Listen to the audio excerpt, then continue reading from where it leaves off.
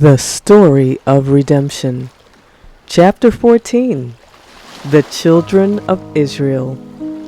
Joseph listened to his father's instructions and feared the Lord. He was more obedient to his father's righteous teachings than any of his brethren.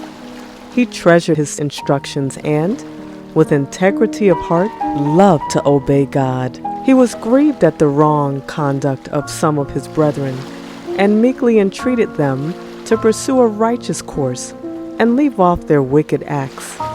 This only embittered them against him. His hatred of sin was such that he could not endure to see his brethren sinning against God. He laid the matter before his father, hoping that his authority might reform them. This exposure of their wrongs enraged his brethren against him. They had observed their father's strong love for Joseph and were envious of him. Their envy grew into hatred and finally to murder. The angel of God instructed Joseph in dreams, which he had innocently related to his brethren. For, behold, we were binding sheaves in the field, and lo, my sheaf arose and also stood upright. And behold, your sheaves stood round about, and made obeisance to my sheaf. And his brethren said to him, Shalt thou indeed reign over us? Or shalt thou indeed have dominion over us? And they hated him yet the more for his dreams and for his words. And he dreamed yet another dream, and told it his brethren, and said, Behold, I have dreamed a dream more. And behold, the sun and the moon and the 11 stars made obeisance to me. And he told it to his father and to his brethren. And his father rebuked him, and said unto him, What is this dream that thou hast dreamed? Shall I and thy mother and thy brethren indeed come to bow down ourselves to thee to the earth? And his brethren envied him, but his father observed the saying. Joseph in Egypt. Joseph's brethren purposed to kill him, but were finally content to sell him as a slave, to prevent his becoming greater than themselves. They thought they had placed him where they would be no more troubled with his dreams, and where there would not be a possibility of their fulfillment. But the very course which they pursued God overruled to bring about that which they designed never should take place, that he should have dominion over them. God did not leave Joseph to go into Egypt alone. Angels prepared the way for his reception. Potiphar, an officer of Pharaoh, captain of the guard, bought him of the Ishmaelites. And the Lord was with Joseph, and he prospered him and gave him favor with his master, so that all he possessed he entrusted to Joseph's care. And he left all that he had in Joseph's hand, and he knew not aught he had, save the bread which he did eat. It was considered an abomination for a Hebrew to prepare food for an Egyptian. When Joseph was tempted to deviate from the path of right, to transgress the law of God, and prove untrue to his master, he firmly resisted and gave evidence of the elevating power of the fear of God in his answer to his master's wife. After speaking of the great confidence of his master in him, by entrusting all that he had with him, he exclaimed, How then can I do this great wickedness and sin against God?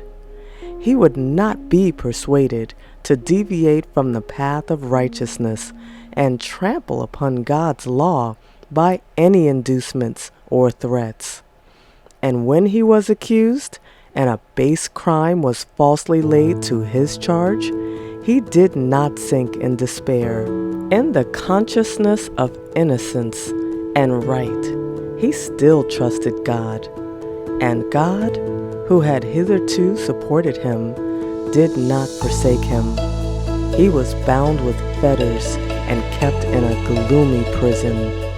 Yet God turned even this misfortune into a blessing. He gave him favor with the keeper of the prison, and to Joseph was soon committed the charge of all the prisoners. Here is an example to all generations who should live upon the earth. Although they may be exposed to temptations, yet they should ever realize that there is a defense at hand, and it will be their own fault if they are not preserved. God will be a present help, and His Spirit a shield. Although surrounded with the severest temptations, there is a source of strength to which they can apply and resist them. How fierce was the assault upon Joseph's morals! It came from one of influence, the most likely to lead astray. Yet how promptly and firmly was it resisted! He suffered for his virtue and integrity, for she who would lead him astray revenged herself upon the virtue she could not subvert, and by her influence caused him to be cast into prison by charging him with a foul wrong. Here Joseph suffered because he would not yield his integrity.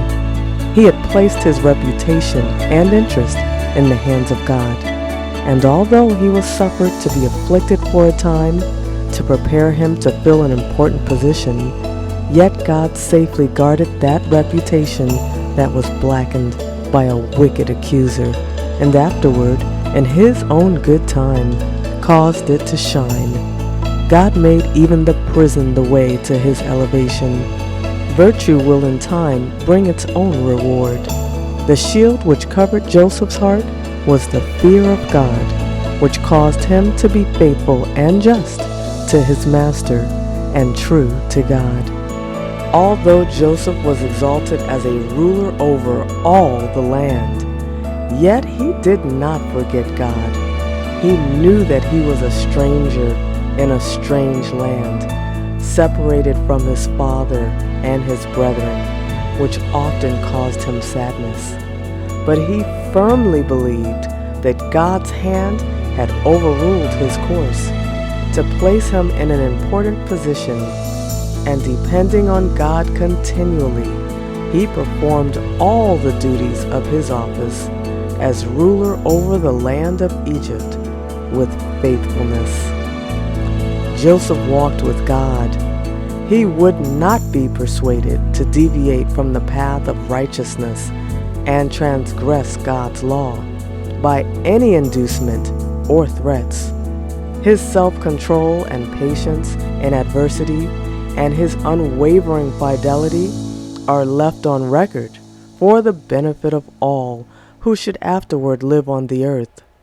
When Joseph's brethren acknowledged their sin before him, he freely forgave them and showed by his acts of benevolence and love that he harbored no resentful feelings for their former cruel conduct toward him. Days of prosperity. The children of Israel were not slaves. They had never sold their cattle, their lands, and themselves to Pharaoh for food, as many of the Egyptians had done. They had been granted a portion of land wherein to dwell, with their flocks and cattle, on account of the service Joseph had been to the kingdom.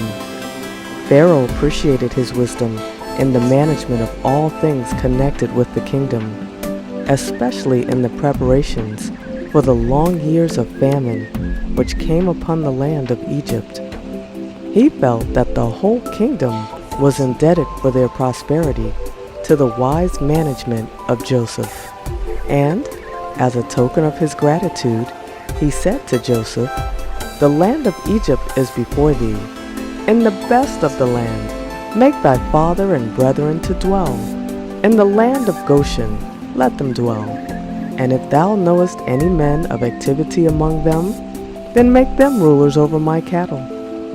And Joseph placed his father and his brethren, and gave them a possession in the land of Egypt, in the best of the land, in the land of Ramses, as Pharaoh had commanded.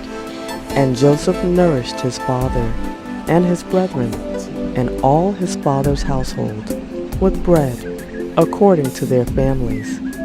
No tax was required of Joseph's father and brethren by the king of Egypt, and Joseph was allowed the privilege of supplying them liberally with food. The king said to his rulers, "Are we not indebted to the God of Joseph and to him for this liberal supply of food? Was it not because of his wisdom that we laid in so abundantly? While other lands are perishing, we have enough. His management has greatly enriched the kingdom." And Joseph died, and all his brethren, and all that generation, and the children of Israel were fruitful, and increased abundantly, and multiplied, and waxed exceeding mighty, and the land was filled with them. Now there rose up a new king over Egypt, which knew not Joseph. And he said unto his people, "Behold, the people of the children of Israel are more and mightier than we. Come on, let us deal wisely with them, lest they multiply, and it come to pass that when there falleth out any war, they join also unto our enemies, and fight against us, and so get them up out of the land." The oppression. This new king of Egypt learned that the children of Israel were of great service to the kingdom. Many of them were able and understanding workmen, and he was not willing to lose their labor. This new king ranked the children of Israel with that class of slaves who had sold their flocks, their herds, their lands, and themselves to the kingdom. Therefore they did set over them taskmasters to afflict them with their burdens, and they built for Pharaoh treasure cities, Pithom and Ramses. But the more they afflicted them, the more they multiplied and grew, and they were grieved because of the children of Israel. And the Egyptians made the children of Israel to serve with rigor, and they made their lives bitter with hard bondage, in mortar and in brick, and in all manner of service in the field. All their service wherein they made them serve was with rigor. They compelled their women to work in the fields as though they were slaves, yet their numbers did not decrease. As the king and his rulers saw that they continually increased, they consulted together to compel them to accomplish a certain amount every day. They thought to subdue them with hard labor, and were angry because they could not decrease their numbers and crush out their independent spirit. And because they failed to accomplish their purpose, they hardened their hearts to go still further. The king commanded that the male children should be killed as soon as they were born. Satan was the mover in these matters. He knew that a deliverer was to be raised up among the Hebrews to rescue them from oppression. He thought that if he could move the king to destroy the male children, the purpose of God would be defeated. The women feared God and did not do as the king of Egypt commanded them, but saved the male children alive. The women dared not murder the Hebrew children, and because they obeyed not the command of the king, the Lord prospered them. As the king of Egypt was informed that his command had not been obeyed, he was very angry. He then made his command more urgent and extensive. He charged all his people to keep a strict watch, saying, "Every son that is born in Egypt ye shall cast into the river, and every daughter ye shall save alive." Moses. When this cruel decree was in full force, Moses was born. His mother hid him as long as she could with any safety, and then prepared a little vessel of bulrushes, making it secure with pitch, that no water might enter the little ark, and placed it at the edge of the water, while his sister should be lingering around the water with apparent indifference. She was anxiously watching to see what would become of her little brother. Angels were also watching that no harm should come to the helpless infant, which had been placed there by an affectionate mother and committed to the care of God by her earnest prayers mingled with tears. And these angels directed the footsteps of Pharaoh's daughter to the river, near the very spot where lay the innocent little stranger. Her attention was attracted to the little strange vessel, and she sent one of her waiting maids to fetch it to her. And when she had removed the cover of this singularly constructed little vessel, she saw a lovely babe, and behold, the babe wept, and she had compassion on him. She knew that a tender Hebrew mother had taken this singular means to preserve the life of her much-loved babe, and she decided at once that it should be her son. The sister of Moses immediately came forward and inquired, "Shall I go and call to thee a nurse of the Hebrew women, that she may nurse the child for thee?" And Pharaoh's daughter said to her, "Go." Joyfully sped the sister to her mother and related to her the happy news and conducted her with all haste to Pharaoh's daughter, where the child was committed to the mother to nurse, and she was liberally paid for the bringing up of her own son. Thankfully did this mother enter upon her now safe and happy task. She believed that God had preserved his life. Faithfully did she improve the precious opportunity of educating her son in reference to a life of usefulness. She was more particular in his instruction than in that of her other children, for she felt confident that he was preserved for some great work. By her faithful teachings, she instilled into his young mind the fear of God and love for truthfulness and justice. She did not rest here in her efforts, but earnestly prayed to God for her son, that he might be preserved from every corrupting influence. She taught him to bow and pray to God, the living God, for he alone could hear him and help him in any emergency. She sought to impress his mind with the sinfulness of idolatry. She knew that he was to be soon separated from her influence and given up to his adopted royal mother, to be surrounded with influences calculated to make him disbelieve in the existence of the Maker of the heavens and of the earth. The instructions he received from his parents were such as to fortify his mind and shield him from being lifted up and corrupted with sin and becoming proud amid the splendor and extravagance of court life. He had a clear mind and an understanding heart, and never lost the pious impressions he received in his youth. His mother kept him as long as she could, but she was obliged to separate from him when he was about 12 years old, and he then became the son of Pharaoh's daughter. Here Satan was defeated. By moving Pharaoh to destroy the male children, he thought to turn aside the purposes of God and destroy the one whom God would raise up to deliver his people. But that very decree, appointing the Hebrew children to death, was the means God overruled to place Moses in the royal family, where he had advantages to become a learned man and eminently qualified to lead his people from Egypt. Pharaoh expected to exalt his adopted grandson to the throne. He educated him to stand at the head of the armies of Egypt and lead them to battle. Moses was a great favorite with Pharaoh's host and was honored because he conducted warfare with superior skill and wisdom. And Moses was learned in all the wisdom of the Egyptians and was mighty in words and in deeds. The Egyptians regarded Moses as a remarkable character. Special preparation for leadership.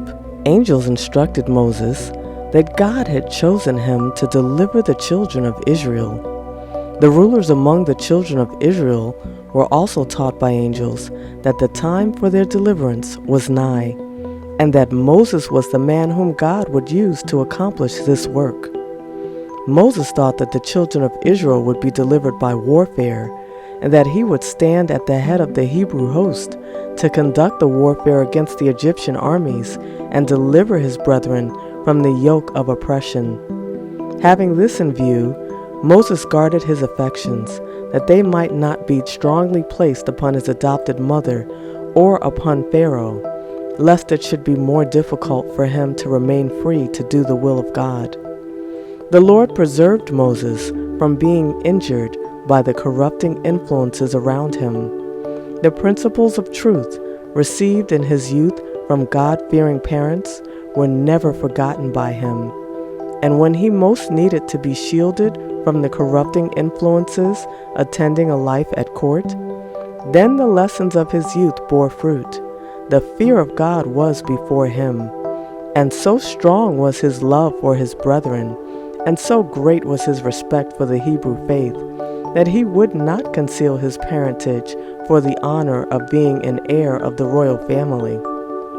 When Moses was 40 years old, he went out unto his brethren, and looked on their burdens, and he spied an Egyptian smiting an Hebrew, one of his brethren.